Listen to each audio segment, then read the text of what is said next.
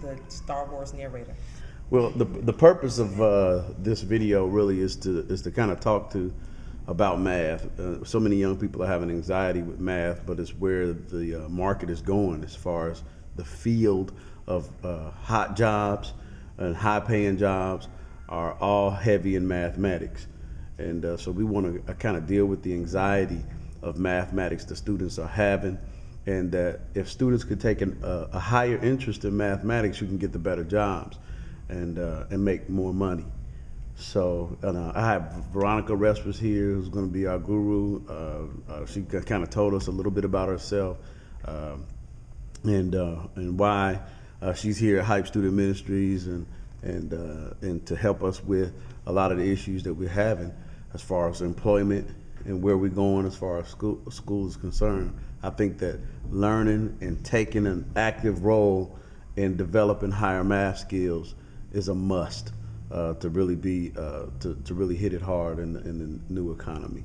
So without further ado, I know we got a group of students here that's going to hit Veronica up with a bunch of questions, and hopefully she can answer those questions and relieve some of the anxiety that a lot of students are having concerning mathematics. Well, Pastor Al, I thank you for that. One of the things that I was mentioning before is once you take the choice out, it doesn't matter anymore. Once you understand that you have to do this, it's not an option. It's not an option. It's like breathing. You're not going to sit there and hold your breath and kill yourself. You can't do it. Your body wants to naturally breathe. Well, you want to make money. You don't want to be the guy dancing on Salem. Plain and simple. That's not what you want to do. You don't look at him and say, wow, I want to do that. I want to be that guy. No, everybody looks at TV and they see, you want to be the one that's making all the money, that got the bling, that's doing this and doing that. And people looking at you saying, man, what she doing is hot. Well, you don't know what it took for that person to get where they're going. Everybody can't be the basketball player. Everybody's not going to be the supermodel. Everybody is not going to be that. Plain and simple. So you have to figure out what it is that you want to do and how you're going to get there to it. Earlier you mentioned that you want to be a veterinarian. Veterinarians have to study calculus. How much calculus? How much calculus? That I'm not sure. But I know that they have to take at least 1 year of calculus. And calculus, however, but you have to remember, it's a stepping stone. My son, when he was in kindergarten, he said, as a matter of fact, this year he's in first grade. He's leaving first grade, going to second. And he said, Mom, I'm not ready for second grade. I can't write in cursive. My baby don't want to go to second grade because he don't want to write cursive. But it's a stepping stone. He's not going to start the first day in second grade writing cursive. Calculus, it's a building process. You're going to be prepared. It's bit by bit by bit. And you want to know the purpose of calculus? What is it? Besides to make your life rough. Besides being hard. Like percents and stuff? No. Calculus, when they talk about derivatives in calculus, calculus is change. It's the change of something over time. For example, as a veterinarian, you may need to determine how a particular medication, how some medicine impacted an animal, or how long an animal might even been dead. So what they do is that they take the temperature of the animal and measure it over time. And that's how long the animal might have been deceased. Even same thing with a body, with a coroner, someone's dealing with CSI. When they need to know how long a body has been laying out in a vacant lot for something, and they need to track to see when the murder took place, that's calculus. It's a whole different kind of math. I know. It's calculus. It's really not a different type of math. It's just that no one is telling you the purpose of it or how it can be used, things like that. But then you don't like word problems. People say, I hate word problems. Well, word problems are real life. No one's going to walk up to you and say, what's the square root of 64? Yeah, they're not going to ask you that. Mm-hmm. You're going to have to use real life things in order to figure that stuff out. Mm-hmm. And honestly, some aspects of math, no, you're not going to use on your job. But what it does teach you got to think. You have to think through a process. People make a mistake in math because they see the question and they want the answer. They don't want nothing in between. And those people have a hard time in life, period. Mm-hmm. People can't think. That's the most unfortunate problem that I see on my job. And I work with adults. These are adults that are 40 and 50 years old who cannot add and subtract. How the heck you make it through 50 years of your life and you don't know percentages? So your boss tells you, and this is a prime example, Your boss tells you, hey, Johnny, you did a great job. We're giving you a 4% increase in your pay. We're increasing your pay 4%. Johnny get excited.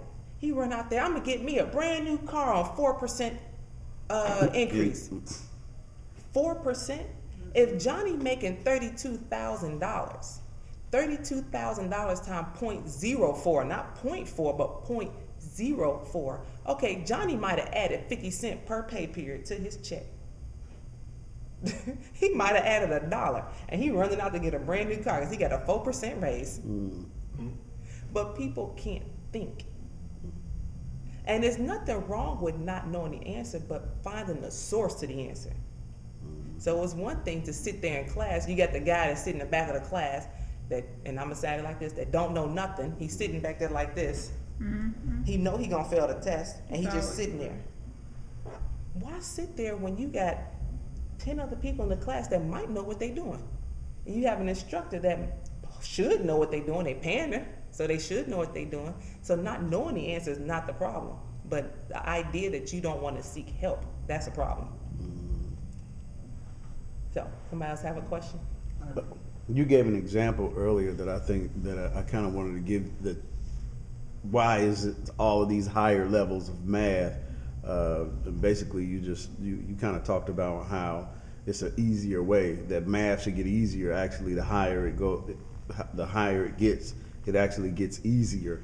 And a lot of people was like looking at here like, how does it get easier? You mean calculus is easier, but you kind of explained it in a way that really made sense. Well, it's not a matter of it, not necessarily that it's getting easier, but it's just different methods of solving the same problem.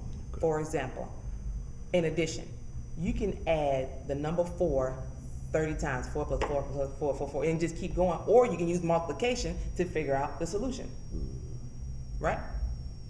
Or then that's when the exponents come in. Or you can start dealing with exponential functions. So it's just that they use the same thing over and over again to solve the same problem, just different methods of solving the same problem. So once you've gotten the foundation, until you get to trig, addition, subtraction, multiplication, division, that's all it is. Algebra, that's nothing but that. A fraction is just division. That's it. That's all it is. A rational, when you start talking about ratios, a ratio is a fraction and a fraction is division. That's it. It's a puzzle. It's a game. And that's the way I really look at it. It's just a game.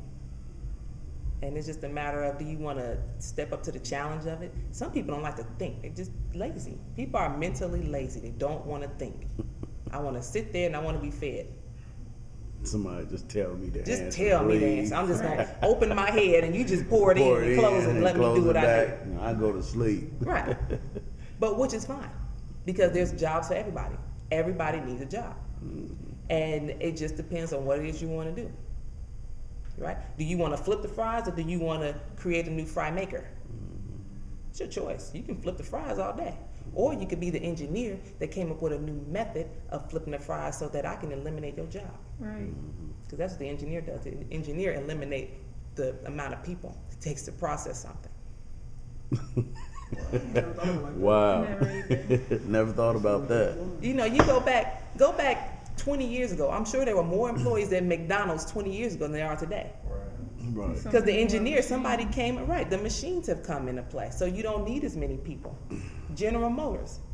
Well, when we had GM. Right. It's government motors. Right, government motors. Government motors. Before, you know, there were more people in the factory. Now they got more machines. Yeah. Machines don't need a lunch break. They don't stop. They don't stop. Raise. They don't need a raise. Their kids don't get sick. But what they do is that they break down. And so you have the engineer or a technician to work on the machine. And you only need 2. Right. You don't need 10.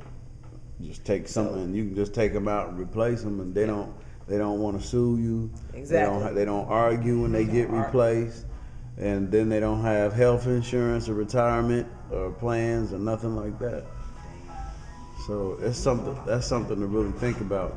Do y'all have any questions about mathematics that you think that, you know, as far as what would you need help with? Scientific math. Scientific math. What would you need help with? Basics, pretty much. Just the It's basics? Like she said, like all math is basically added, subtraction, multiplication. It's like you know what I'm saying? 'Cause where I came from, you feel me? I didn't get a lot of multiplication and division, so it's like I'm kind of like halved out when we do harder math. You didn't know your basics and stuff? I didn't really get the basic multiplication and division from the get-go. And that's common because what happens is that you tend to get that around 3rd or 4th grade. 3rd or 4th grade, especially for boys, you bouncing off the wall, you acting a nut. That's what you're doing at the age of 9, 10, and 11. And at that age, the girls are kind of just sitting there pretty, pristine and just kind of sitting there and tend to be more focused at that age. That's why at that age, the ability to math starts to fluctuate. And as you get older, when girls start to get more chatty and this and that, now the boys are starting to calm down. So it's a time thing. It's just that the idea that you acknowledge that that's where you struggle is a great step. Because as you said, the foundation. And what's so good about that is that hopefully you're willing to get the help that you need so that you will be on the receiving end of the higher grades and the higher paid jobs. I graduated from Wilberforce University, and before the economy went bad back in, say, 99, 2000, a lot of companies would come to Wilberforce to recruit. And I asked them, I said, why are there so many companies? Why are these companies coming to Wilberforce versus going somewhere else? They said, because they're looking for the cream of the crop. And it's easy, and they have a quota to me. There's a certain amount of black people that they need, people of color. It's easier for them to hire black people at a black school than it is to find black people at a white school. Right. Right? Makes sense. And so they come to Wilberforce University, Central State, to Howard, looking for the creme de la creme. And so they need people like us. They need people like you to take a stand and say, this is what I want to do by any means necessary. It has nothing to do with where you are right now. It's where you see yourself tomorrow. You gotta take your education Beyond seriously. Take it beyond seriously. And what my mother did, I went to Catholic school growing up, and she would give me my tuition money in my hand, so I had to take it to the principal's office, so I knew how much she was paying for my education. I grew up in a single parent home, so I had to see the sweat that my mother had to do so that I can be where I am. My sister's a doctor also. She has her PhD. No, not PhD, she's an MD. There's a difference between PhD and MD. A PhD is a terminating degree, meaning that there's nothing higher past a PhD. And you can have, it's a professional degree that you can receive in accounting and math and psychology, anything, in engineering, anything. MD is a medical doctor, and it's not a terminating degree because someone can get a PhD in a particular science. They can get a PhD in biology, a PhD in chemistry. So there's a difference between MD and PhD. Y'all wasn't playing. Yeah. But what I'm saying is that you have to take it so seriously. It's just school, unfortunately here, school is a social place. We socialize, we use it to kick it instead of its purpose. To catch up. I haven't seen my friends in a while, that's not the purpose of it. And that's what we use it as. You have to make a decision to make yourself separate from everything else. You have to. And it's hard because you want to be with the cool kids. You want to be with your friends. You want to do this and that. But you already know how the story plays out. There's been movies and books over time and time again that you see that the cool kid is nothing 10 years from now. You already know it. Well, how many times you need to hear that story? How many times you got to hear that story? But then it's the geek who making all the money. Yeah, Bill Gates. And did you know Bill Gates dropped out of college? Yeah. Right. Straight geek. Yeah. He was Yeah. geeking. He dropped out of college. Started But he knew what he Microsoft in his garage, man. Yeah. Just two geekers. He just knew geeking. what he wanted, plain and simple. It's about a vision. And once you see yourself, when I corrected you earlier about you saying being a veterinarian technician, like I said, a veterinarian is here, a technician is here. If you only strive for this, ain't nothing but the floor underneath you. If you strive here and miss it, at least you still can land. somewhere else. That's a good way of thinking about it. And that's how it is. So you don't, anytime you, and make sure you look up the information, look up what it is you want to be. You can go to salary.com, get on Career Builder, different search engines to see what it is that you want to be and what it takes to get there. Because people want to say, oh, I want to be an engineer, and think they're going to conduct a train. Because that is what an engineer, back in the day, the engineer was a train conductor. No, that's not what an engineer is today. That's not. And the engineer, there's tons of engineers, so many different fields of engineering. My degree is electrical engineering. And actually, I didn't even like engineering. I like the math side of engineering. I like the thought process of engineering. I knew that I would always have a job, is what it boiled down to. I wanted something that was safe. Engineering was safe. And then later on, I went back and got the master's in math, which was very difficult. I will have to say that. That was not easy at all. It was very difficult. But when I asked my advisor, my mother asked me, she said, well, how many black people came out the program? I said, I don't know. I'm just focusing on math. I don't care what they look like. Can you help me or not? But I said, well, just me. And she said, well, what about prior to you? I said, I don't know. I asked my advisor who'd been there for a while. He said that I was the first Black American to come out the program in at least 15 years. And female in about 30. Wow. What? So did I just increase my stock? Pretty much. The value. Did I increase my value? And that wasn't even what my plan was. I just like math, and I wanted to keep going with it. I've always loved it. I just wasn't good at it. I got up early in the morning. We had zero period. Did they have zero period in high school? They don't have that anymore. This is, I think school started probably about 8:30, 9 o'clock. Well, I would get to school at 6 o'clock in the morning so that my math teacher could help me, because I wanted to be good at math. My desire and my ability didn't come together. It took a long time before those two met. My desire was here. My ability was down here somewhere. I wanted to be good. I knew without a shadow of a doubt that if I could do math, I could do anything, that I could make good money. I knew that. So I did whatever it took. I was a mathlete. Right, what the heck is a mathlete? You do math competitions. And no, I was not good at it, again, but I knew if I hung around the mathletes that I would learn something. I would figure out the secrets. I would figure out the tricks. So how the heck do you have that one kid in the test, they take a test and they turn it in so fast? How the heck do they do that? You know, how do they solve the problems? Well, I wanted to be there, and I had to watch them. I had to absorb. I had to be a sponge, a leech. I want to see, how do the really smart kids get it? And then I asked someone, I said, why does it seem like all Asians know math? Why does it seem like all the Indian, why all the Chinese people, why are they good in everything? And someone told me, they said, well, the difference in educational system here versus other countries is that here, education is not a choice.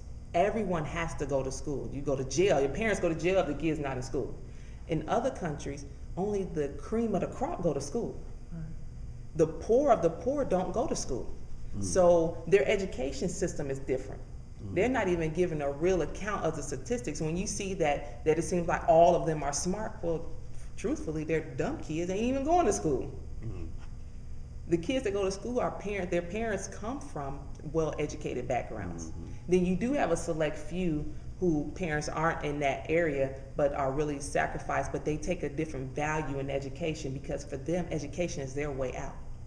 Wow. Here, education is the way out, but however, we take it for granted because everybody's getting one. we take it for granted because everybody's getting one, and also the government has gotten in the way, because if you don't get education, you can get WIC, you can get welfare, you can get Section 8, you can get you some food stamps.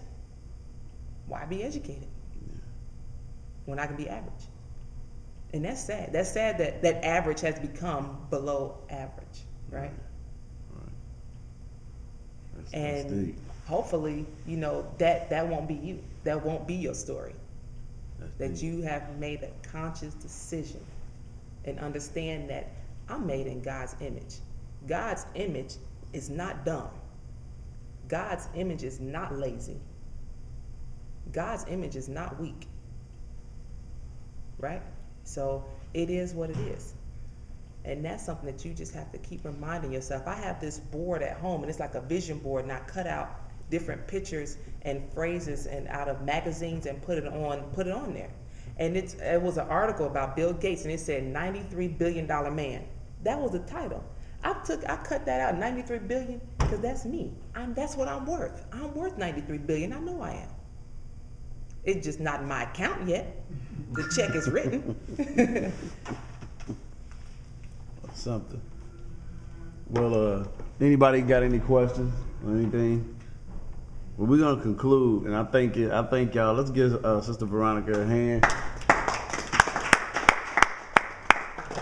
Thank you very much for sharing. You've been going now for about 20 minutes. Oh, I'm sorry. And it's cool. And we've got a lot to work with just with this little video. But I thank you so much for just explaining.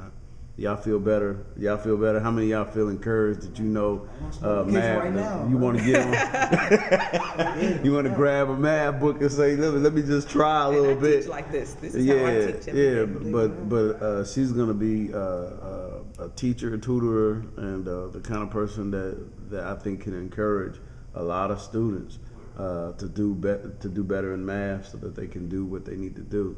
And so she's a jewel to have here. And use her, you know. She's here just for that. I wouldn't want to not be in her presence this long and then be failing. Yeah. There's no excuse to have a person as a resource and not use them. There's no excuse. So thank you very much, Sister Veronica. Thank you. Appreciate you. I appreciate it.